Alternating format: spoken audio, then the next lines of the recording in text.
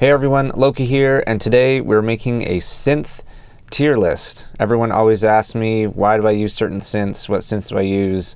What VST should I get? Hopefully this answers all your questions. I'm a little biased because it's mostly the ones that I use, but I've tried to include as many as I can on the list to get a wide variety, and I'll explain those in further detail as we go. So we're going S through D, and these are the criteria that I'll be using to rate each synth. Ease of use, how easy is it to use? Customizability, so how much you can modulate it, how many knobs does it have, that kind of thing. Final sound, how good is the final product? Presets, how good are the presets that it comes with? Preset support, how many packs are there good presets? And then the value, cost benefit, so is it worth buying? Okay, so let's get started. First synth on the list, Nexus, the infamous Nexus. Is it easy to use? Yeah, it's really easy to use. Is it customizable? Not really. It's a sampler, so the sounds that you have are kind of already pre-done, and the modulation is pretty low. You can dive in under the hood and manipulate some things, but it's not as much as other synths. The ADSR is okay. The effects are okay. So the final sound is decent, but it's a little dated. They update packs and stuff, but it doesn't really have the modulation that you would need from an A or B tier synth. It's definitely viable for some extra layers, but it's not really main meta. The presets aren't bad, and the value is kind of where it takes the biggest hit. I think it's a little overpriced for what you get, especially in today's day and age. 10 years ago it was a lot better than now. It's also a pain in the ass to get loaded, and it uses the iLok and all these things. So I'm putting this as a D tier synth, but you know, it's definitely usable. It's just not it's not the best. Next on the list we have Flex. Flex is a image line synth. They came out with it with FL20 to kind of complement that launch. It's kind of like a Nexus 2. It's got more modern sounds, and it's a little bit better in that sense, but the same kind of thing. You have limited customizability. It's really easy to use, but the final sounds definitely aren't bad, and the preset support is actually really good. It's definitely a lot better value as well, but you're not getting the same modulation that you can get out of an A tier synth or something like that. So Flex I'm putting in the D tier synth because I opened it, wasn't crazy about it. It's definitely not bad, but it's more of a kind of beginner.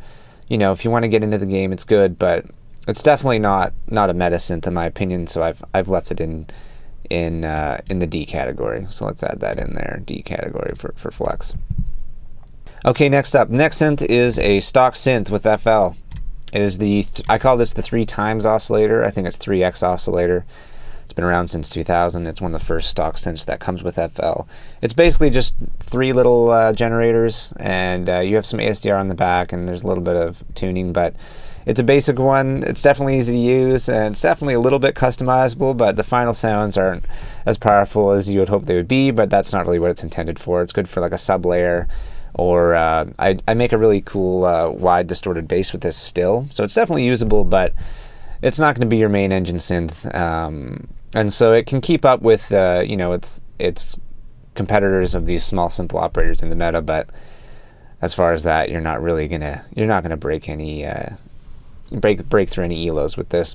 Value is great though, it's included and it's free, so this is just a fun one to dink around, but unfortunately I think this is gonna be on the D tier for me. The next synth here is Genesis Pro. Genesis Pro is actually quite interesting. It is a free synth released by Umut Özkan. I hope I'm pronouncing that correctly. He's a producer in Europe. He's been working on it for 8 years, and then they were originally going to release it for wide sale, but then he ended up putting it out for super discount because he couldn't get it out as fast as he wanted. So the value is actually really high in this because it was really inexpensive. It's pretty easy to use. It's kind of like a Nexus-esque, but with more modulation. So the customizability is actually higher. The final sounds are actually pretty good too. I think I have it booted up here. This was a cool little preset I found. It's actually pretty good. You have a lot of modulation. Unfortunately, I only found it in 32-bit, so it's running in bridged mode. And you really got to be in 64-bit these days to really keep up. So I've given it a bit of a knock there. Also, it's kind of preset dependent. There's definitely, you can get under the hood and customize it, but I found it wasn't as straightforward as some other synths, and for that reason, I've put it a little lower on the tier list, even though it's actually not that bad, and I think what he did was a really good for the community in general. Genesis I put on the D, though, mainly for the 32-bit reason. You gotta have 64-bit in today's day and age, unfortunately. Okay, next on the tier list we have Zeta. So I call this Zeta Z3 TA plus 2. It's a synth from Cakewalk. This is on the tier list because back when I started producing 10 years ago or whatever, I used to make the kind of the dead mouse chords or like the Adam K style chords with this, and I actually really liked it. It's pretty easy to use, pretty customizable. It's kind of like a diet synth. It's definitely not bad. The final sounds sound a little, for lack of a better word, cheap, maybe thin. But it's still pretty versatile. You can make a lot of stuff with it. It's actually not that bad, but it's just older. There's not a lot of preset support, but it was decent value back in the day. So I've included it on the list, kind of a nostalgia trip for me. I haven't really looked into it as of late, so it could still be supported, but in modern synthesis, or at least the modern sounds that people are making, I don't think this is super, super relevant. Could be good in some tech house stuff or some throwback kind of analog-y sounds, but this was more of just a shout out to them because I actually really liked this synth when I was getting going. So this one's going on the D list, mainly just because it's older and I haven't really paid enough attention to it, so it probably hasn't made enough noise to climb up in the meta. Okay, so this next one is, well, these next might be a little more controversial because we're climbing the tier list. Trillion. So I personally don't actually own Trillion. I've used it before, but Trillion is not a synthesizer per se. It's another sampler. It's good though, and the sounds are really good. That's the only reason it's on the C tier list as far as customizability and that kind of stuff goes. It's also pretty expensive, but the final sounds are good enough that I've actually included it on the C tier list. One to check out if you really like bass sounds. It's pretty good. So we're putting that on the C list. Next up, Omnisphere. This one could be controversial as well, simply because it's a pretty popular one and some pretty big sounds have come out of this. I'm putting this on the C tier list again because it's more preset based as opposed to generator based. Obviously you can do a lot with it, a lot of functionality and customizability. It's pretty expensive though, and for up-and-coming producers or people who don't have as big of a budget, it's not quite as accessible. So that's why I gave it a bit of a knock, even though the final sounds are banging. So Omnisphere is going on the C tier list, even though it could probably be a B tier for sure, just because the outputs are really nice and it's got a lot of support. Next up, another kind of controversial one because it's not exactly a generator per se synthesizer, but for the same reason that Trillion and Omnisphere are on the C tier list, this I'm putting on C as well because the sounds are quite good. Kontakt has a lot of variety, even though it's kind of a house for other things. You can use a lot of stuff through it. It's expensive though, and the packs for it are expensive, so that's definitely a downside, but the final sounds are really, really nice. So I kind of had to include it just because it's a really well-known one. It's more of those refined, expensive packs like these piano packs or these string stuff, but it does sound really good, so I thought it was worth putting in. And they have some really cool, they have a lot of support for it. They have some really cool plugins and stuff for it as well. Next up, and I'm probably going to take some slack for this from the FL lovers out there, but I'm putting Harmer on the C tier list. Harmer is not super easy to use, but it's incredibly customizable, and the final sounds can actually be quite amazing. The presets are decent too, pretty strong presets, and the value is great because it's included with FL Studio Pro. So people who really know how to work their way around Harmer would probably argue that this thing's more of an A tier or B tier. It could definitely be meta. You could definitely produce a full track with just Harmer if you know what you're doing, and some of my friends I know have actually done that. They're excellent producers. But for me personally, I'm putting this on the C tier list just because it's not as easy to use as some other, meta specs. So great synth if you like FL. I think you can actually run this as an external VST in other programs as well, which is really cool.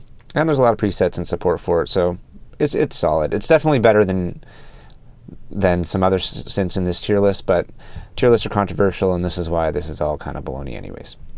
Next on the tier list, Citrus, kind of controversial too because it's another FL synth. I put it on C tier because it's so powerful, you kind of have to include it, but it's not that easy to use. It's incredibly customizable, and the final sounds again are pretty good, but I mean the value, it's free, it comes with it. It's just really strong. To me, it's just a little harder to use. FM synthesis and stuff is a little more complicated than just your token, meta S tier synth. So this is definitely usable. Again, you can make great sounds with this. They sound a little dated in general, just because I don't think it's a little less supported synth. Not as many people are making mainstream sounds with this, so it's a little lower on the tier list for that reason. But it's actually great, and you can definitely, if you know your way around it, you can make some really cool stuff with it. So C tier, but it's definitely not bad. Kind of like Harmer, it can definitely punch above its pay grade, but we're throwing it on C tier because it's more of those like lesser known, but lesser used FL synths. All right, so the first synth in our B tier, Spire. Spire's a great synth. I like it. It's good. It was really good when it came out, and it's got a lot of versatility to it. It's pretty customizable. Really nice generators. They're clean, kind of analog-y-esque. The presets are probably the worst part of it. I think it's got some of the weaker presets, but the value is really good, and you can make some good sounds in it. It's a little older now. It's not as mainstream meta, but it's definitely viable. You can make full songs with it probably still. It's pretty decent. Good modulation, good control. I like it. It's got some good curves. It feels good. So I'm putting this in the B tier list. I think it deserves it. It's definitely decent. Okay, synth number 2 in the B tier list, Anna. Anna to me is kind of like a silent Spire hybrid with a little bit of massive thrown in. It's pretty powerful. It's been supported. It's customizable. It sounds good. This is just a solid synth. It's not bad if you like these styles, if you like the visuals of it, and you can jive well with it. I think it's pretty good. So I'm putting this in B tier. I personally didn't find that I needed it because I had other synths that kind of took its place. But if this is something that you attune well with and you want to pick it up, I think you won't be disappointed. This is a solid synth, and that's shown on its massive support. It's got a lot of support too. So Anna, solid synth, B tier, decent meta. Okay, next up we have Operator. Now Operator I put on the B list so that the Ableton users don't get mad at me for being biased.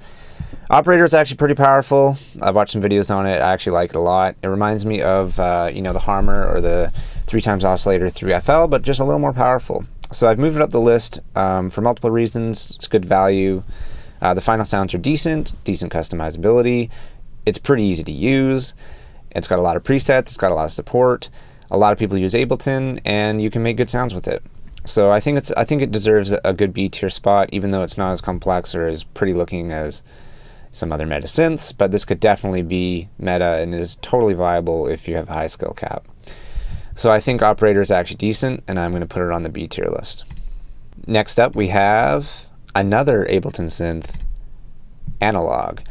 I liked Analog too. Same story as Operator to me. This is just a decent, lightweight, well-usable, well-versatile, well-rounded synth. A lot of people use it. It's just decent, well-supported. I'm putting it in B tier. I don't know. I like it. It's good. Okay, the final synth in our B tier, Reactor. And Reactor is quite complicated. It's Native Instruments, and it's a modular synthesis. Pretty cool. Super, super customizable. Not that easy to use, a little more complex. The final sounds can be a little analog-y, a little modular sounding. Not a bad thing, just kind of how it is. As far as presets and support, there's quite a bit of things that I could find online for it. I personally haven't really dived into it and done a lot with it, so I don't know as much about that. Value, I mean, it costs money. If you're into this kind of synth, I think it's really good. And so that's why I'm putting it on the B tier list. I think it's quite powerful and you can make a lot of stuff with it. For me, it's a little complicated and not really my style of synth. I like the more basic ones because I'm more of a simpler guy, I guess. But this one looks really awesome. So I'm putting it on the B tier because it looks very powerful and I like it. The first synth that is leading the charge in the A tier meta is Diva. Diva is awesome. The presets are freaking great. The final sounds are really nice. The customizability is what you would expect in an A tier. It's totally meta. You can make anything you want. It is not easy to use, though, and so that's the only reason I'm putting it in the A tier. Otherwise, this would totally be an S tier synth. I bought Diva last week. I've been dinking around with it. It's really, really nice. The outcomes you can get are really nice, especially for the analog-y vibes, which are totally in right now, and it's super on. But again, the ease of use is what hits it for me. It's a little unwelcoming, but the outcomes are so good that it's A tier for sure. If this had a better interface and was easier to use, it'd probably be S tier almost undoubtedly. The value is actually not bad either. It's definitely on the pricier side in general, and I think that's a bit of a barrier to entry to some. But if you're looking for those analog, clean, soft, hard, complex modulation, everything kind of a synth with the analog interface feel, this is the one to get. It slaps. Yeah. The presets are good too. So A tier for sure for me for Diva. Debatably S, but a little too complicated, and I don't think it's S for that reason, but it definitely could be. Next up on the A, Massive. This could be debated just because it's old. Doesn't mean it's bad. It's just the sounds have been kind of figured out. I mean, there's like 1,200 presets that it comes with. It's not the most easy to use, but I mean, it's a lot easier than Diva, and it's really not that hard to use. It's kind of like the precursor to Serum in a way. It's also iconic. You can't really have a tier list and have this not near the top just because so many epic songs have been made with it, and the powerfulness of it. It's very, very powerful too. Final sounds are good. Presets are awesome. I think the value is definitely diminishing over the years as the sound trends kind of move away from this kind of stuff. But if you know what you're doing with Massive, you can make any sound that is current in any genre, and it's still totally viable. So you could definitely main this synth and be on meta. So I think Massive is still a totally ace tier synth for that reason. Even though, it's kind of been around, it's been figured out, but there's a reason. Our next A tier synth, SYNTH. A lot of people probably saw this coming. SYNTH could debatably be a B tier synth, just because I think it's not as versatile as, say, Massive or Diva. But it's still really good. It's also really easy to use. So, it's slightly less customizable than, say, Massive or Diva, but debatably the same as Diva. But the outcomes are great. It's got great presets. It's good value. This is just a solid synth. It's light. It runs well. I really like it. Personally, I think the first preset you open it to is Super Meme, which kind of adds to the nostalgic to it. It's been around for a long time because it sounds good, and it's staying around because it sounds good. So I think this is a really overall. This is totally a meta synth. You can make a full track with this. I've released sample packs or sound packs with this before, and you can make a wide variety of sounds. It's clean, it's good, it's safe, it's fun, it feels good. SYNTH is an A tier, in my opinion. Even though it doesn't have the customizability or crazy wavetable manipulation as, other synths, it's great. SYNTH is great. So, A tier for me. Now we move on to the S tier, and there's going to be no surprises here. You all know what's coming. Serum. Serum to me is just an absolutely S tier synth. It's the peak Tyrannosaurus Rex meta.